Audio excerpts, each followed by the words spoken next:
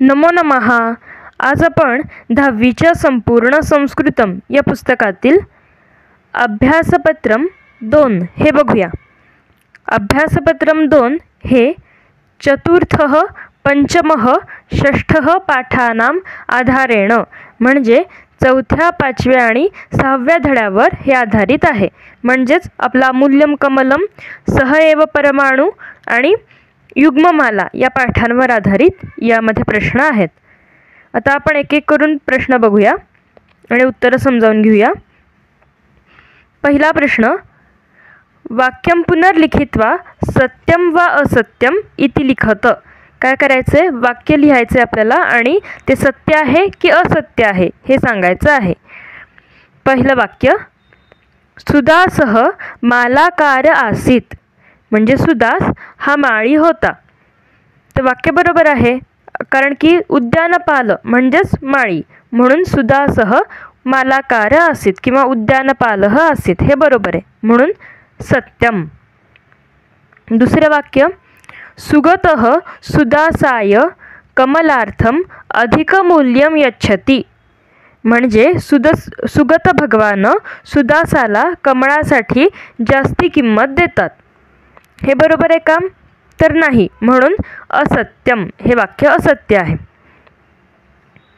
पुढे, कमलस्य विकासेन तडागः विभूषितः म्हणजे कमळाच्या उमलण्याने तडाग म्हणजे ते जे सरोवर होतं ते विभूषित झालं होतं. तर बरोबर आहे, म्हणून हे आहे सत्यम. पुढे, एतत् विश्वम अणुभिः निर्मितम म्हणजे हे जे विश्व आहे ते अणूंपासून निर्माण झालेलं किंवा बनलेलं आहे. तर बरोबर आहे, हे विश्व अणूंपासून बनलेलं आहे, म्हणून सत्यम. पुढचं वाक्य, द्रव्यस्य आदिमः घटकः परमाणुः अस्ति म्हणजे द्रव्याचा आदिम म्हणजे सुरुवातीचा घटक परमाणु आहे. तर नाही, कारण की आपल्या धड्यामध्ये वाक्य कसं आहे?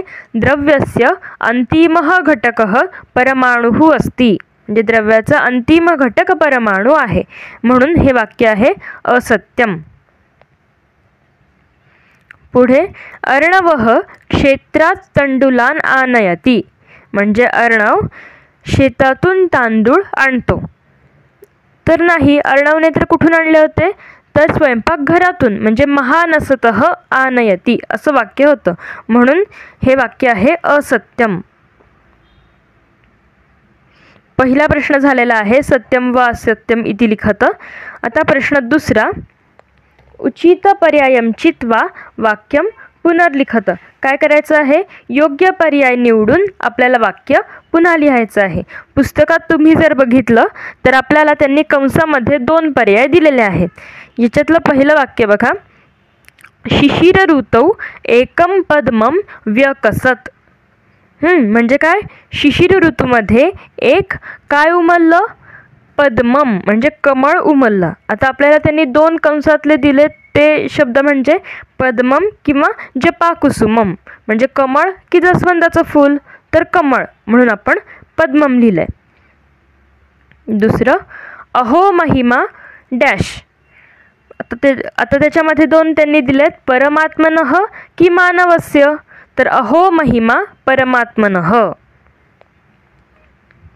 पुढे, पूजार्थमिदं कमलम अभ्यर्थये की विक्रीणे? तर काय येणार? पूजार्थम इदं कमलम अभ्यर्थये. पुढचं वाक्य, अहम 10 डॅश यच्छामि रूप्यकाणि यच्छामि की सुवर्ण नाणकानि यच्छामि? तर आपल्याला माहिती आहे सुवर्ण नाणकानि, म्हणून अहम 10 सुवर्ण नाणकानि यच्छामि. पुढचं वाक्य, अर्णवः डॅश गृहीत्वा प्रविशति जपाकुसुमम गृहीत्वा की कमलम गृहीत्वा? तर अर्णवाच्या धड्यामध्ये जास्वंदाच्या फुलाविषयीचा संदर्भ आहे, म्हणून जपाकुसुमम गृहीत्वा प्रविशति. एतद् विश्वम डॅश निर्मितम हे विश्व कशापासून निर्माण झालेलं आहे? अणुभिः की तंडुलैः? तंडुल म्हणजे तांदूळ, तर बरोबर उत्तर आहे अणुभिः, म्हणजे अणूंपासून निर्माण झालेलं आहे. एतद विश्वम अणुभिः निर्मितम. प्रश्न तिसरा, क्रमेण योजयत, म्हणजे घटना ज्या क्रमाने घडल्यात त्या क्रमाने आपल्याला ते लावायच्या आहेत. पहिल्यांदा आपण अ मधले वाक्य वाचूया आणि अर्थ आधी समजावून घेऊया, त्याच्यानंतर मग योग्य क्रम काय आहे ते बघूया. पहिलं वाक्य, श्रेष्ठीनः सार्थवाहस्य च विवादः, म्हणजे श्रेष्ठी आणि सार्थवाह यांचा वाद. पुढे आहे शिशिर ऋतौ पद्मस्य विकासः, म्हणजे शिशिर ऋतूमध्ये कमळाचे उमलणे. सुदासः विक्रयणार्थं राजसद्मनः पुरतः स्थितः, सुदास ते कमळ विकण्यासाठी राजवाड्याच्या समोर थांबला होता. आणि शेवटचं आहे सुदासस्य धनप्राप्तेः इच्छा, सुदासाची धनप्राप्तीची इच्छा. आता योग्य क्रम बघूया आपण. पहिलं वाक्य येईल शिशिर ऋतौ पद्मस्य विकासः, शिशिर ऋतूमध्ये कमळाचे उमलणे. कमळ उमलल्यानंतर काय होईल, सुदासस्य धनप्राप्तेः इच्छा, म्हणजे सुदासाची धनप्राप्तीची इच्छा. त्याच्यानंतर सुदासः विक्रयणार्थं राजसद्मनः पुरतः स्थितः. शेवट काय येईल, श्रेष्ठीनः सार्थवाहस्य च विवादः, म्हणजे श्रेष्ठी आणि सार्थवाह यांच्यातला विवाद. तर हा होता योग्य क्रम. आता आ मधली वाक्य वाचूयात आणि त्यांचा योग्य क्रम बघूया. पहिलं वाक्य बघा, सुदासस्य सुगत निवासम प्रति आगमनम, म्हणजे सुदासाचे सुगत भगवान जिथे राहत होते तिथे येणे. त्याच्यानंतर सुदासस्य सुगत दर्शनम, म्हणजे सुदासाचे सुगत भगवानांचे दर्शन. सुगतस्य आशीर्वाद प्रदानम, सुगत भगवानांनी आशीर्वाद दिला. आणि सुगत दर्शनात बहुमूल्यस्य अपेक्षायाः विस्मरणम, म्हणजे सुगत भगवानांचे दर्शन घेतल्यानंतर जास्ती किंमत मिळेल या अपेक्षेचे सुदासला विस्मरण झाले.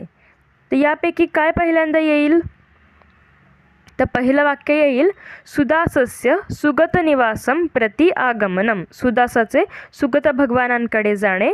त्याच्यानंतर सुदासस्य सुगत दर्शनम, त्यानंतर सुगतस्य आशीर्वाद प्रदानम, सुगत भगवानांनी आशीर्वाद दिला आणि त्यामुळे काय झालं, सुगत दर्शनात बहुमूल्यस्य अपेक्षायाः विस्मरणम, म्हणजे सुगतांचं दर्शन घेतल्यानंतर जास्ती किंमत मिळेल या अपेक्षेचं त्याला काय झालं, विस्मरण झालं होतं.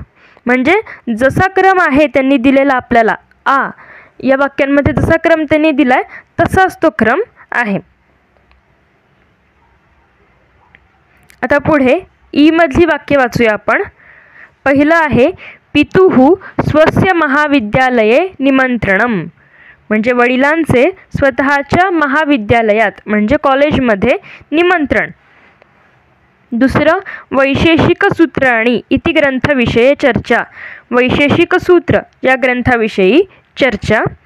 त्याच्यानंतर पित्रा कणाद महर्षेः सिद्धांतविषये कथनम, म्हणजे वडिलांनी कणाद महर्षींच्या सिद्धांताविषयी सांगितले.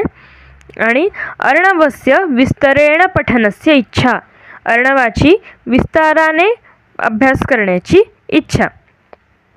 याच्यापैकी पहिल्यांदा काय येईल, तर पित्रा कणाद महर्षेः सिद्धांतविषये कथनम, म्हणजे वडिलांनी कणाद महर्षींच्या सिद्धांताविषयी सांगितले. त्यानंतर वैशेषिक सूत्राणि इति ग्रंथविषये चर्चा, वैशेषिक सूत्र या ग्रंथाविषयी चर्चा. त्यामुळे काय झालं, अर्णवस्य विस्तरेण पठनस्य इच्छा, अर्णवच्या मनात त्याविषयी विस्ताराने वाचण्याची इच्छा निर्माण झाली. म्हणून पितुः स्वस्य महाविद्यालये निमंत्रणम, म्हणून वडिलांनी स्वतःच्या महाविद्यालयामध्ये त्याला निमंत्रण दिले, म्हणजे येण्यास सांगितले. हा होता योग्य क्रम. प्रश्न तिसरा झालेला आहे क्रमेण योजयत. आता प्रश्न चौथा, समास विग्रहम कुरुत, समास विग्रह आपल्याला करायचा आहे. तर बघा, त्यासाठी मी इथे 3 कॉलम केलेले आहेत.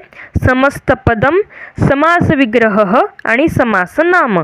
समस्त पदम म्हणजे त्यांनी जे आपल्याला समस्त पद दिलेलं आहे समास सोडवण्यासाठी तो शब्द. समास विग्रह केल्यानंतर आपण तो समास विग्रह या कॉलममध्ये लिहिणार आहे आणि समासाचं जे नाव असेल ते आपण 3ऱ्या कॉलममध्ये लिहिणार आहोत. आता पहिलं बालसूर्यबिंबम. बालसूर्यबिंबम. बालसूर्यबिंबम हा जर समास आला तर आपण लिहिणार बालसूर्यस्य बिंबम. बालसूर्यस्य बिंबम. बालसूर्यस्य ही षष्ठी विभक्ती आहे म्हणून षष्ठी तत्पुरुष. हा आहे समास षष्ठी तत्पुरुष. बालसूर्याचे बिंब, चाचीचे षष्ठी विभक्ती. आणि जर फक्त बालसूर्य असा समास आला तर बालः सूर्यः कर्मधारयः हा होईल कर्मधारय समास. पुढे राजसद्म. राजसद्म म्हणजे राजाचा राजवाडा, राजाचा म्हणून पुन्हा षष्ठी तत्पुरुष आहे म्हणून राजन हा यामध्ये मूळ शब्द आहे. त्याची षष्ठी राज्ञः. राज्ञः सद्म षष्ठी तत्पुरुषः. पुढे पूजार्थम. शेवटी अर्थम आहे म्हणजे हा कोणता समास असणार आहे? चतुर्थी तत्पुरुष. पूजेसाठी किंवा पूजेकरिता म्हणून मूळ शब्द आहे पहिला, याच्यातला पूर्वपद आहे पूजा म्हणून पूजा यै. पूजा यै चतुर्थी. माला यै प्रमाणे पूजा यै.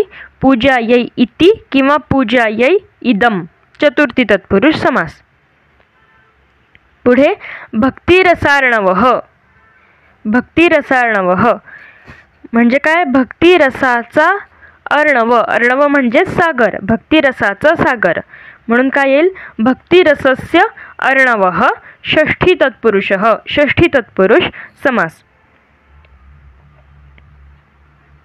पुढे सविनयम.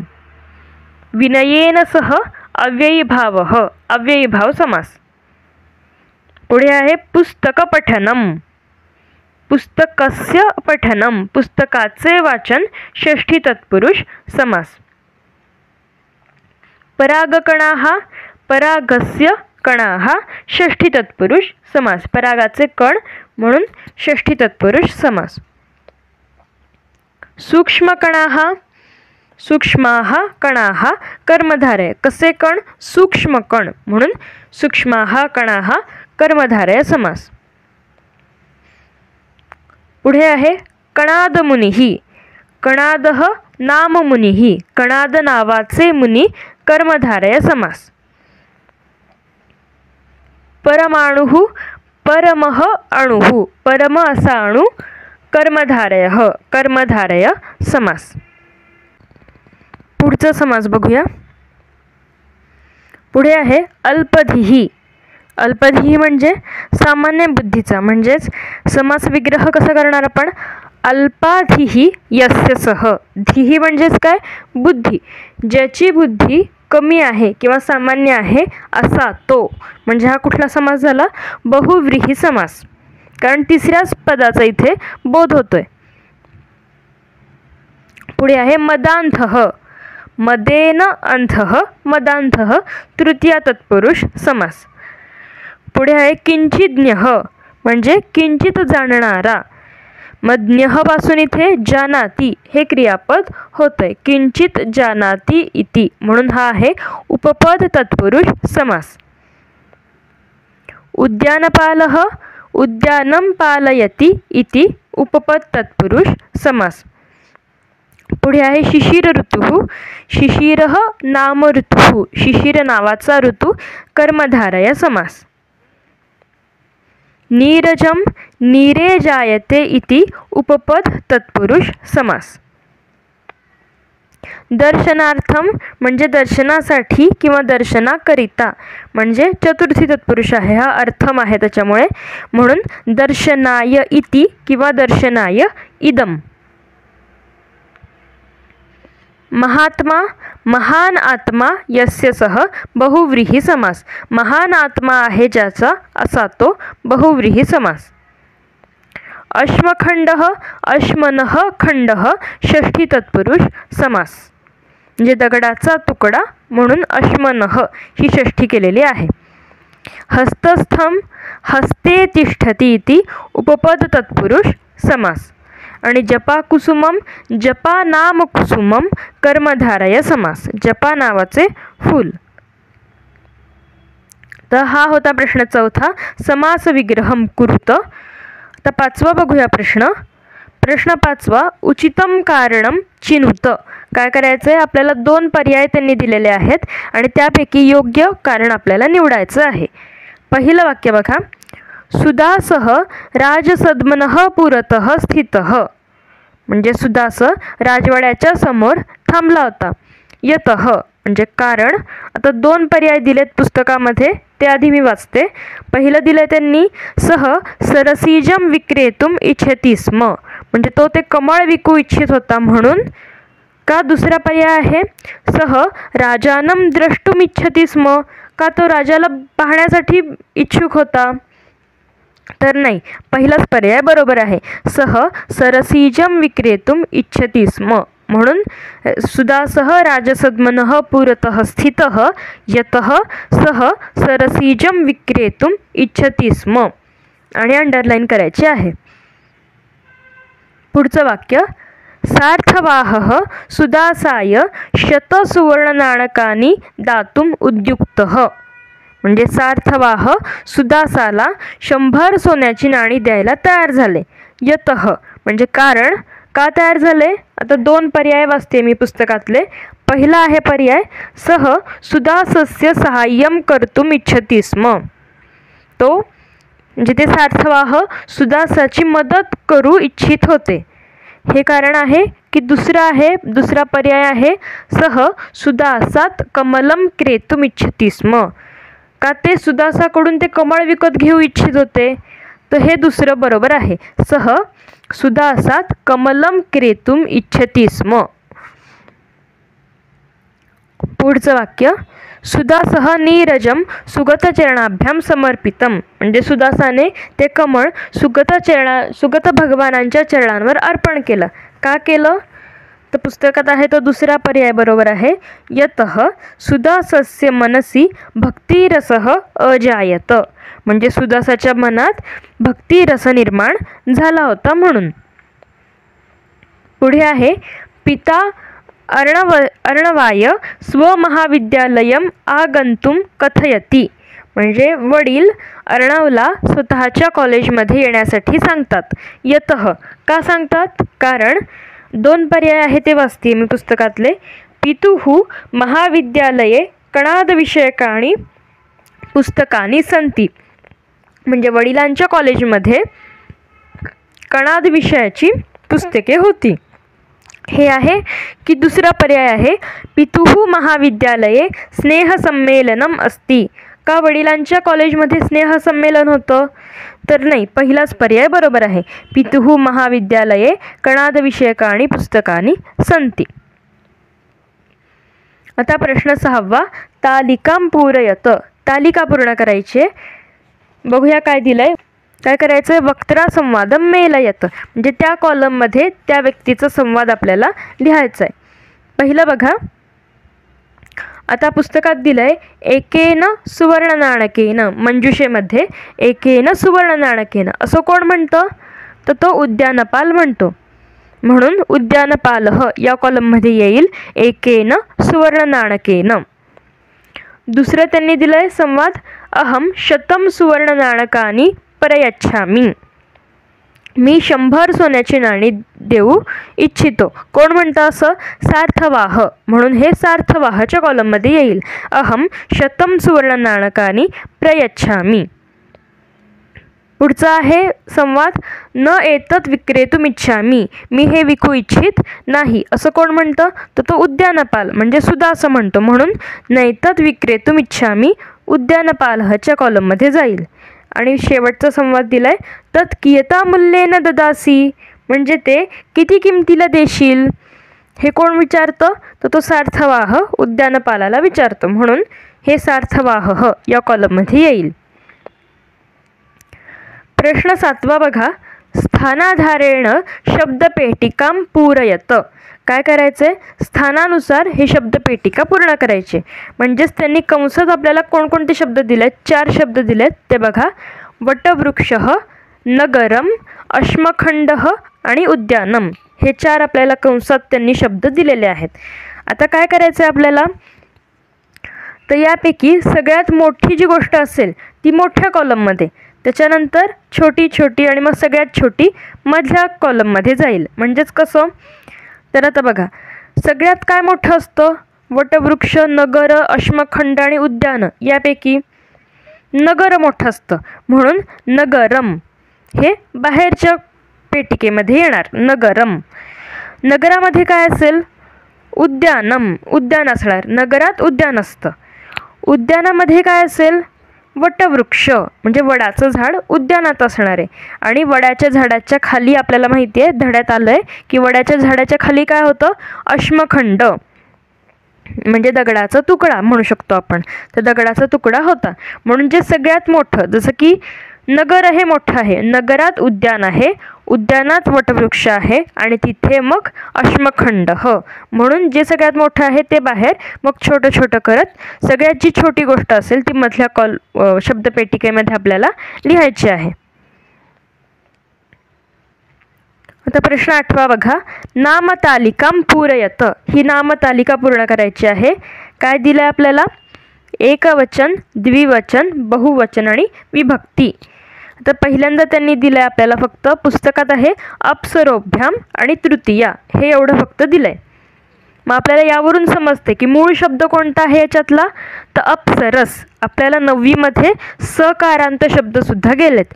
तर हा सकारांत स्त्रीलिंगी शब्द आहे अप्सरस आणि त्याची तृतीया आपल्याला विचारली आहे. तर काय येईल, अप्सरसा, अप्सरोभ्याम, अप्सरोभिः तृतीया. म्हणून एकवचन बहुवचन आपल्याला लिहायचं आहे. अप्सरसा आणि बहुवचन येईल अप्सरोभिः. पुढे त्यांनी दिलंय दयावतः आणि षष्ठी असं म्हटलंय. आता यामधला मूळ शब्द कोणता, दयावत, जो कोणाप्रमाणे चालेल, भगवत, भगवत प्रमाणे चालेल दयावत. आणि त्याची षष्ठी विचारली. आपल्याला माहिती आहे भगवतः, भगवतोः, भगवतां षष्ठी. म्हणून दयावतः, दयावतोः, दयावतां षष्ठी असं येणार आहे. पुढे आहे दृग्भ्याम आणि चतुर्थी असं दिलंय. तर याच्यामधला मूळ शब्द आहे दृश्य. दृश्य हा मूळ शब्द आहे आणि कोणाप्रमाणे चालतो हा, तर दिश या शब्दाप्रमाणे दृश्य हा शब्द चालतो. तर काय विचारले, चतुर्थी विभक्ती. मग कसं येईल, दृश्ये, दृग्भ्याम, दृग्भ्यः, चतुर्थी.